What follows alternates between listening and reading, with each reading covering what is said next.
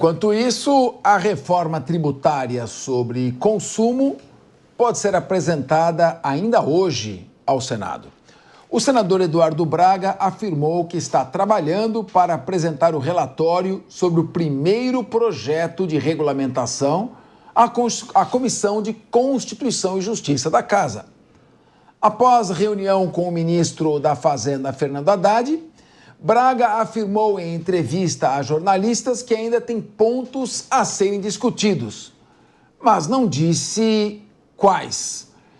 E aí, meu amigo Ricardo Rous, vem reforma tributária mais ainda? Olha, provavelmente, Capês. É só no nosso, Pô, o brasileiro está aí só para pagar essa conta desse governo gastão e, infelizmente, está aí dando sinais de que vai continuar gastando. Sim, muito provavelmente vem, de acordo com o relator, quer apresentar na comissão o mais rápido possível, e é um projeto que vai taxar o consumo fortemente.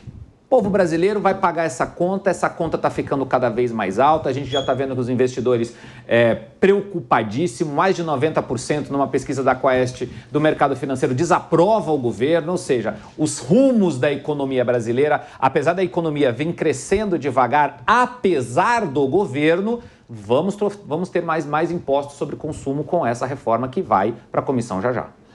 E tem mais coisa ainda, né, o Zagarino? Tem sim. Bem paulada aí. Eles querem, nessa reforma tributária, é importante a gente destacar aqui que a reforma tributária é necessária.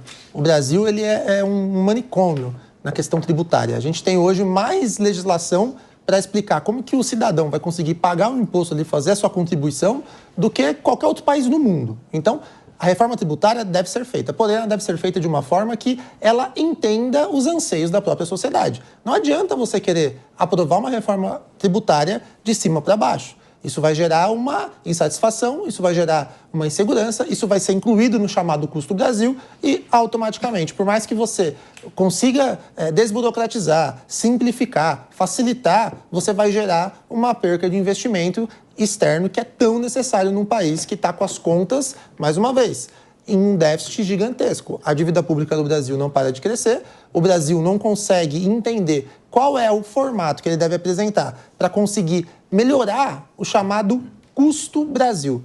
O custo Brasil hoje envolve não só a insegurança jurídica, como a nossa reforma tributária que não caminha, e também a questão do problema político que nós temos, essa desarmonia que existe entre os três poderes. Então, o que eu consigo chegar à conclusão, Rapaz? Que essa reforma tributária tem que ser cada vez mais estudada, levada a público as informações que devem ser feitas, essas alterações, para dar segurança não só para o contribuinte, toda a população, mas principalmente para o mercado. Porque diferente do que o governo diz, que o mercado não importa, o mercado fica preocupadinho, isso é bobagem. Não, é o que mais importa, porque se o mercado, que é o responsável pelo investimento no Brasil, não conseguir ter a segurança para a gente ter um país com uma rigidez financeira muito sólida, a gente vai ter dificuldade de avançar. A gente não adianta nada, tá no BRICS, tá em qualquer lugar do mundo que não vai crescer enquanto nós não tivermos essa segurança que é tão necessária, tão esperada. Capês? Você me permite só um complementozinho aqui? Eu concordo com o que o Sérgio falou, mas eu acho o seguinte, o Brasil realmente precisa de uma reforma tributária que diminua a burocracia, ponto. Agora, nós estamos com essa reforma e vai nesse projeto que está indo para o Senado agora, de regulamentação da reforma tributária, uma centralização de mais poder em Brasília e menos poder nos municípios. Que, na minha opinião, é um movimento contrário que o Brasil está indo. Nós temos que dar mais poder aos municípios e menos poder em Brasília. A reforma não. A reforma vai tirar impostos dos municípios e concentrar em um conselhão lá em Brasília para depois voltar para os municípios, sabe-se Deus em quais condições. Eu acho que isso é muito ruim para a nossa democracia. Fora a alíquota, né? Como? Fora a alíquota. Então, que é necessário nós simplificarmos a forma de cobrança. Eu conheço tantos colegas que atuam nessa área e falam, puxa, como é importante uma reforma tributária que simplifique a forma de aplicação do tributo, até o cálculo. Mas uma coisa é precisarmos de uma reforma que resolva esse problema. Outra coisa é uma reforma que ajuda nesse problema e traz outros. Não resolve o problema dos altíssimos impostos. A gente vai ficar com uma das maiores alíquotas do mundo. Não resolve o problema de alguns itens que eles colocam no rol de isenção para preservação do meio ambiente, ESG, sendo que, na verdade, muitas vezes estão incluindo produtos para desestimular o comércio. né? Matando aquele mercado que é de inovação. Então, não é que por causa da necessidade de uma reforma tributária a gente deve aceitar qualquer coisa. Sim. Né? E nesse caso, Durso, na verdade, eu não tinha entrado no mérito como o Ricardo pontuou, mas entrando no mérito, gera um outro problema, que é a questão das decisões políticas. Por que vai acontecer? Eles estão substituindo os impostos sobre o consumo. Então a gente tem o ISS, o ICMS, o PIS e o COFINS. Eles querem pegar esses 4 impostos, que hoje são correspondentes ali ao município e ao governo do estado, querem unificar num único imposto e esse imposto vai ser direcionado ao governo federal. A partir do momento que todo o dinheiro é concentrado no governo federal, o governo federal ele vai ter a ferramenta para poder distribuir da forma que ele bem entender. E aí, pega essa informação, coloca de lado. Vamos lembrar agora, eleições municipais 2024. O que aconteceu com o governo federal? Foi um desastre. O PT foi um desastre. Será que seria um desastre se ele tivesse a concentração de poder com tanto dinheiro para poder destinar para onde ele bem entender, para a sua base eleitoral? Talvez o desempenho dele fosse melhor. Então, olha como uma reforma tributária pode ter uma influência política gigantesca. Por isso que a gente tem que ficar muito atento para cobrar com que essa reforma tributária seja positiva, não só em termos técnicos, mas também não cause esse efeito político cascata que pode vir à tona.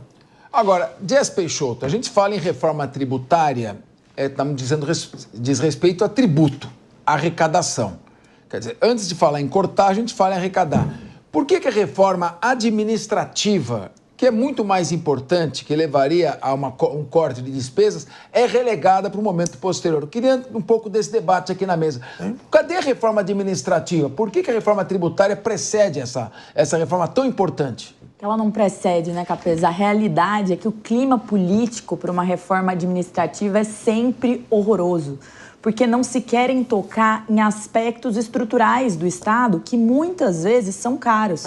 Vou relembrar uma das primeiras propostas do ministro, à época, ministro da Economia, Paulo Guedes, que era tratar da situação de municípios que não deveriam ter um corpo administrativo próprio, com prefeitura, ou seja, transformar ali as subprefeituras, esse Brasil 200, né? A lógica de diminuir o número de municípios. E por que isso entra na parte administrativa? Porque tem muita cidade aí do interior que tem 2.000 moradores, 2.000 pessoas que vivem nela, mas tem os vereadores, o prefeito. Não há necessidade, o custo dela é muito alto. Mas por que se criam esses cargos? Por que se cria essa lógica administrativa? Para que tenha mais cargo, para que tenha mais verba, para que tenha mais repasse. Então, quando a gente olha para uma reforma estrutural administrativa, desde das menores cidades até mesmo os cargos mais altos e a lógica de funcionamento do Estado, irritaria um grupo que vive do Estado, que se serve do Estado, que não serve ao Brasil, que se serve do Brasil. E a partir disso, nós teríamos um clima de desavenças políticas. Então, quando você olha para a estrutura de um partido grande no Brasil, qualquer um desses partidos grandes no Brasil, o que a gente vê? Que não existe esse interesse, porque vai mexer com o judiciário, porque vai mexer com o administrativo de cidades menores, vai ter uma economia gigante, vai lidar com o déficit como talvez a reforma tributária jamais será apta a fazer. Aí vou além, até a previdenciária. Tudo isso não é capaz de fazer isso. Mas quando a gente olha para a administrativa, a diferença é gigante. Mas por que eles não querem? Porque eles dependem disso, porque eles querem continuar, com todo respeito, tirando o melhor proveito financeiro do Estado, com cargos, indicações, altos salários e por assim vai. Se me permite, Capês, a gente tem no Brasil um problema que sempre foi assim, e a questão do direito adquirido. Imagina que você é um funcionário público e você tem 60 dias de férias remuneradas. Imagina vir um projeto dizendo, não, agora você só tira 30. Quem vai votar favoravelmente a isso estando na cadeira, no poder? A reforma administrativa, ela enxuga o Estado, mas não traz voto direto. A reforma tributária faz com que, de alguma forma, o governo tenha mais controle sobre os gastos, agrade mais uma região, politicamente tem interferência. A reforma administrativa só faz enxugar o Estado. Para a população, no fim, é ótimo, mas a gente sabe que é difícil você pegar aquele direito que você conquistou por uma história, às vezes, até ruim, né? Esse direito que veio numa ideia que já está ultrapassada. E falar, não, eu acho que é mais justo agora eu tirar só 30 dias, porque eu estou custando muito para o Estado e entregando pouco. Esse direito adquirido, e as coisas sempre foram assim, funcionam muito mal no Brasil. Ricardo Rosso. Eu acho que no Brasil vem vivendo de pequenos remendos, um remendo aqui, um ajuste ali, de acordo com a conveniência política, e as emendas estão pior do que o soneto. No fim do dia, nós precisamos de uma grande mudança. Na minha opinião, nós precisamos de um novo pacto federativo, nós precisamos de um novo contrato social aqui no Brasil. Nós precisamos de uma nova constituinte. Eu acho que a gente tinha que mudar tudo, parar, colocar um grupo de pessoas capacitadas na constituinte, reescrever a Constituição pela 8ª vez, e aí termos um documento, uma carta magna maior do que nós temos hoje, melhor do que nós temos hoje, mais enxuta, mais direta, mais organizada. Eu acho que o Brasil está precisando realmente de uma nova constituinte. Você vê, Capês, como é importante a gente falar de reforma administrativa? Eu vou dar só um dado relacionado a um aspecto dessa reforma: os super salários. A gente tem um problema gigantesco dos super salários no Brasil, que são aqueles que excedem o limite permitido, que é de R$44 mil. Teve um estudo do Centro de Lideranças Públicas, que é a CLP, que identificou que se apenas deixar no limite, falar assim, olha, nenhum servidor vai conseguir ganhar mais com verba indenizatória, com penduricário, vai limitar a R$44 mil. Nós teríamos uma economia em um ano de R$5 bilhões. Vejam, eu estou dizendo que apenas limitar. Eu não estou entrando no mérito se a pessoa deve ou não deve ganhar R$40 mil, R$30 mil. Eu não estou entrando nesse mérito. Eu estou dizendo só que o estudo indicou que se limitar, falar, ó, quem ganha os 44 mil é o teto. Não pode ganhar 45, não pode ganhar 70, não pode ganhar 90. Não é estranho a gente vir aqui discutir. Olha, o juiz ganhou 1 milhão no mês, mas por quê? Tem lá os inúmeros motivos dele. Mas se limitar aos 44 mil, que hoje é o teto do funcionalismo, que não é, a gente tem uma redução de R$5 bilhões.